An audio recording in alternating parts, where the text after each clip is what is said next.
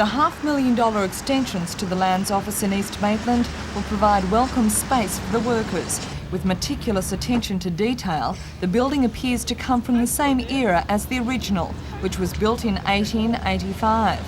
But once you venture inside, it becomes obvious that the structure is very much of this century.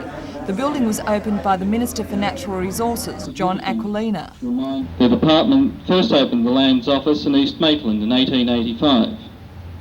The present building was erected in 1897 and is itself an excellent example of late Victorian public structure.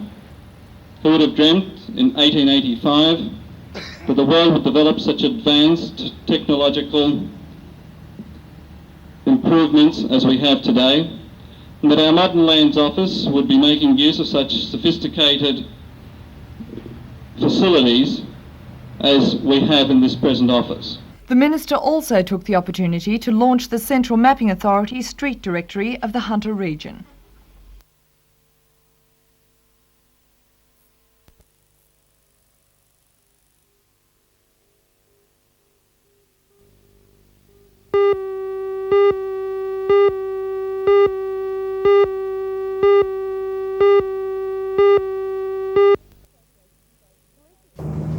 Police Association spokesman Sergeant Peter Ranforth says there's a shortage of 16 police in the Newcastle district, and he says the situation doesn't look like getting any better. Join Ray Deneen and Anna Manzoni for all the news tonight at 6.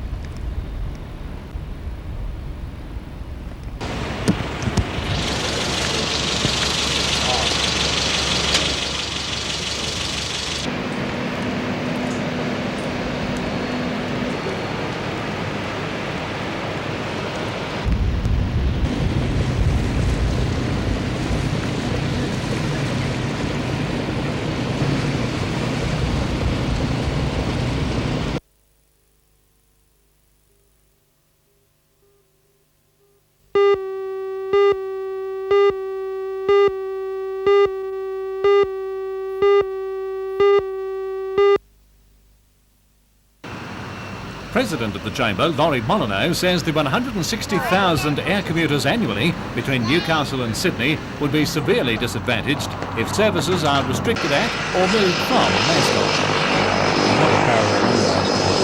Also, the facilities are jam-packed. The passenger terminals, the customs, the freight forwarding, all those facilities are at full stretch now. But what we're saying is whether a new airport goes to Badgerys Creek or not doesn't relieve the present stress on Mascot. Newcastle has two main commuter services, 13 return flights a day from Aero Pelican and 8 from the civil airport at Williamtown. Aero Pelican presently moves 2,000 people every week, according to General Manager Trevor England. The present situation is that we have 182 movements per week into and out of Sydney, and we're getting 5, 6, 7, 10-minute delays, 20-minute delays at times, and whatever is done to improve that we would certainly be in favour of. It's doing the pushing. The Chamber is adamant that regardless of any plans for a second airport to Sydney, Mascot is desperately in need of upgrading. And that basically is politics the problem. Stands in the way. The voters around Mascot, of course, are naturally upset at the prospect of an improvement there, and they think more traffic and noise, probably quite rightly, and the politicians don't want to lose votes, and that's pretty normal too. But somehow, someday, somebody's got to bite that bullet.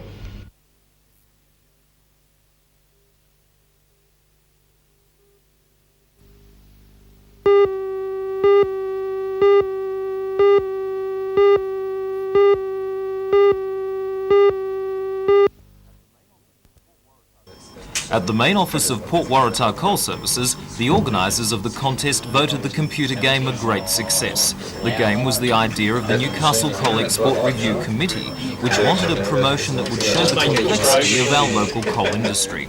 3 senior students at Lambton High, Robert Beath, Bruce Campbell and Bill McGovern, were assigned the task of translating it all into a game that could be played by the public at the Newcastle and Maitland shows. As they explained to the chairman of the committee, Rod Harrison, the aim is to transport enough coal to the 3 loaders to fill all the ships. A lot of random problems, like derailments and loader failure, can get in the way. However, the game does not account for industrial action. According to the Whiz Kids, designing the program was only a small part of 4 weeks' hard work. Very, very hard to bring it down to a very small scale model. It would be the hardest part of the program, totally. The names of all the people who played the game at each show were put into the draw for 2 Commodore 64 personal computers. Newcastle show contestant Brendan Frost from Thornton was declared the winner. From the Maitland show, Edna McKendry from Bulwarra will take home her prize.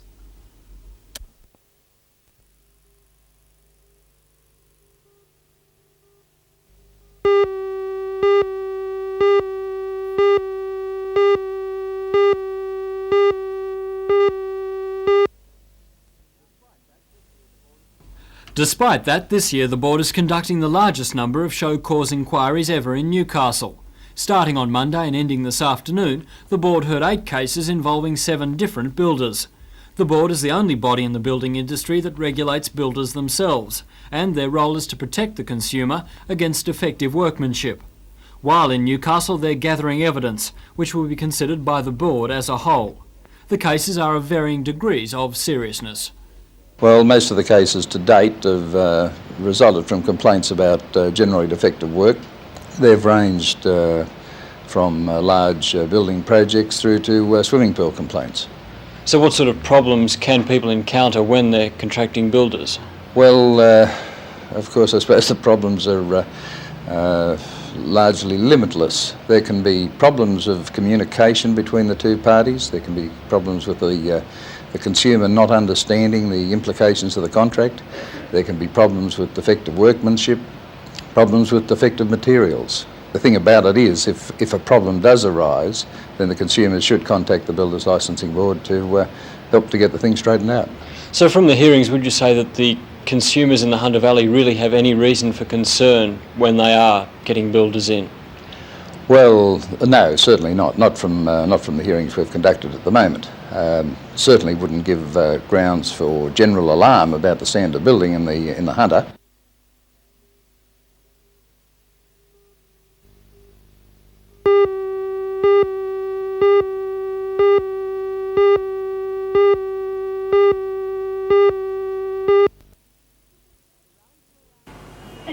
The rally drew around 500 parents, childcare workers and preschoolers, too young to understand why, but eager to lend their considerable presence to the fight.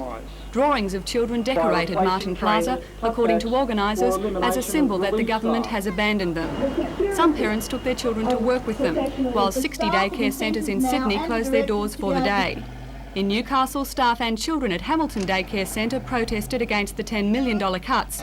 Set down in last year's budget, they will take effect from the 1st of next month, leading to a reduction in the federal government's operation subsidy to centres. The government's policy is to expand childcare places to 20,000 extra childcare places over the next 3 years, but to at the same time bring cuts in that mean a decreased quality in the existing childcare services, I think is a contradiction. Staff at centres claim the worst affected will be moderate income families. Moderate income parents on, say, a combined gross family income of $35,000 will have to pay an increased fee of around $25 per week, which they can ill afford. While centres in Newcastle say they will not be forced to close, staff argue that more parents will now look elsewhere for cheaper and less structured forms of childcare.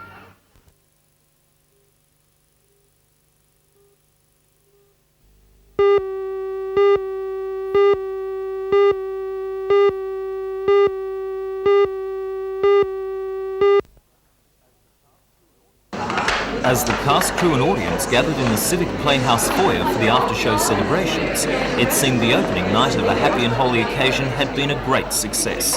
The production, which opens the 1986 season, also neatly rounds off the first 10 tumultuous years of the theatre company.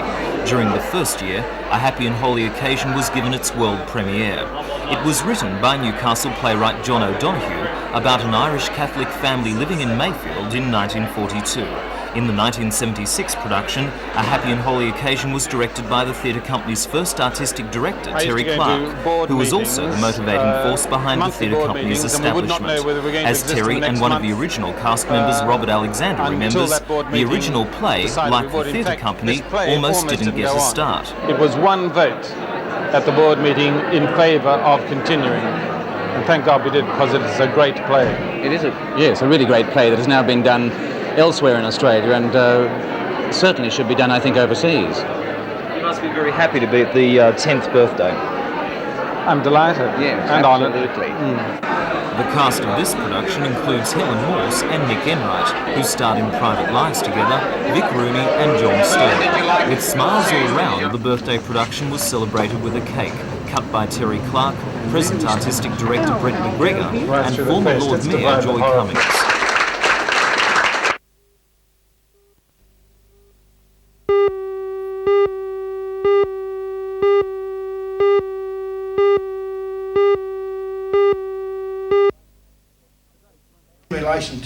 Today's monthly meeting of the local branch of the Police Association voted to send several motions to their state executive to be raised when they meet Police Minister George Paciulo tomorrow. The main motion centred around a call for quick solutions to what the Newcastle branch says is a problem of numbers. The decision, as far as we're concerned, is that we're prepared to give our minister a week to come up with some solution to our problem of staffing here in Newcastle. We have a real problem that we're some 32 down on our list as we see it at the moment, that we're actually absent from the area on our authorised strength. And that's a real problem. The association is distressed because the shortage is worst at 5 stations centred around Newcastle headquarters.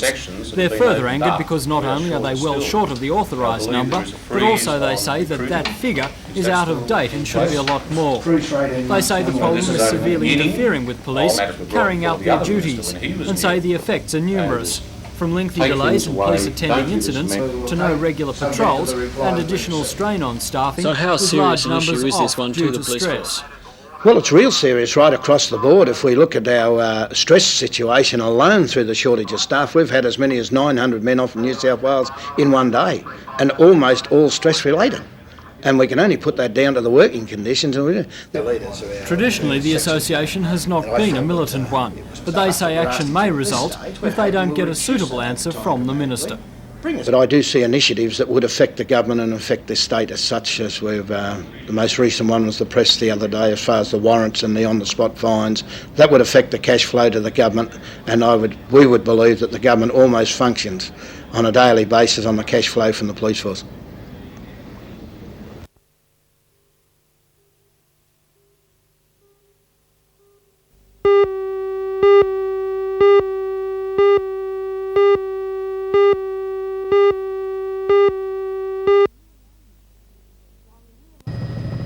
While the new alignment of the New England Highway over the Hunter River nears completion, many residents of Singleton have already found fault with Department of Main Road planning. Bridgeman is a major arterial road feeding Singleton Heights. Residents believe its intersection with the new highway will require traffic lights, and that those lights should be installed for the opening of the highway. Once the road's open, if the department don't come to their senses and put lights in, the volume of traffic at the intersection, that's 14,000 vehicles using the New England Highway and 5,700 using Bridgeman Road, that volume of traffic with no traffic signals is a warrant for certain accidents, and we, please God, no deaths. There will be accidents there for sure. What sort of response have you had from the DMR and the state government? Both are completely inflexible. They have said to us that if it warrants it after the new bridge is open, they will put traffic signals in, but not until then. We say it should be done prior to the opening of the bridge, just to make sure that there are no accidents, which we feel is going to happen if they don't go ahead and put the signals there.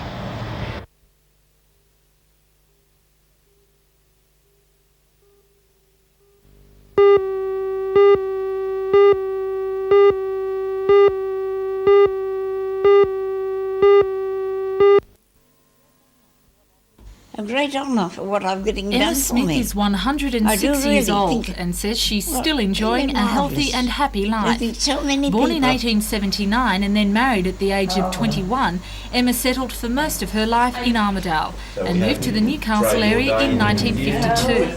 After living what she describes as a hard life, today was Emma's day to be spoiled. And who better to shower the fair lady with gifts than Minister for Community Services, Peter Anderson. You give me a kiss too? Good on you. Yeah. I bought it. She's a young lady. Yeah, that's right. I've met two lovely ladies this week. I've got you and the Queen. Despite her failing eyesight and hearing, Emma's character is both friendly and sprightly, and speaks lovingly of her favourite pop star. Emma says that the secret of life is to love one another, but says she's also been helped along the way by a very special recipe. Well, a new white loaf, 2 teaspoons of brandy, and a little warm water, about a tablespoon of warm water, and a bit of sugar. And it seemed the minister was all ears when he presented her with the most important ingredient in the long life brew. Well, that's very handy. Don't want you getting up to any mischief with that. But that might last me 6 months. We better get you a bigger glass.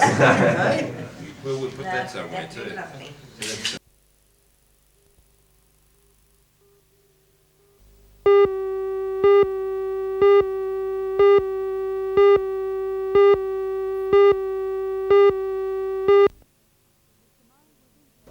Mr Murray was in Cessnock for the annual general meeting of the National Party and as the guest of Alderman John Turner. Mr Turner lost no time in raising an issue which he says has made Cessnock the laughing stock of the region, the state of its roads.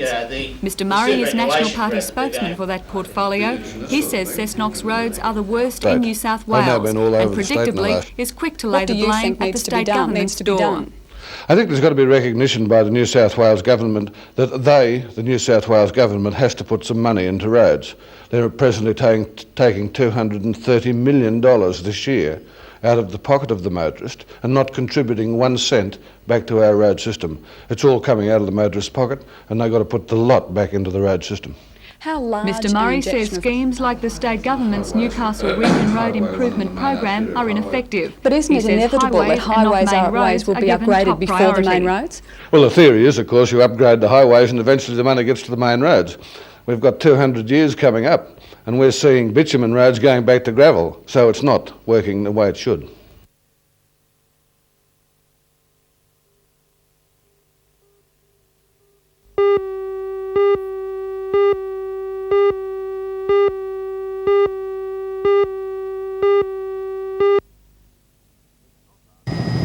It's not hard to see how the missing yachtsman sailed himself into troubles at around 4 yesterday afternoon. A 3-metre swell and southerly winds of up to 30 knots made light work of the 7-metre folk boat and hurled her onto this spit at the end of Soldiers Beach. An extensive air and sea search continued until 11 last night and resumed at 7 this morning. Police spent today scanning the beach and water from the entrance north to Birdie Beach, but found nothing. So far, all that is known about the man is that he apparently stole the boat from its moorings at Brooklyn on the Hawkesbury River sometime on Sunday night. Making its way up the coast, the yacht was first sighted in difficulties near the entrance, as Soldiers Beach lifeguard Barry Owen explains. About 3:25 yesterday afternoon, I received a phone call from the beach at North Entrance and was notified to keep an eye out for a small yacht heading north. Do you think that the yachtsman could have got off the boat and onto land? Well, no, not from the way it was hit, and it was being pushed mast first into the beach. So if he did go off, he would have went underneath the boat. And also, when we did arrive on the scene, the boat had just been washed up onto the beach, and there was some fishermen in the area, and they said that they did not see anyone leave the boat. Police expect to resume the search at first light tomorrow, but at this stage they hold grave fears for the yachtsman's safety.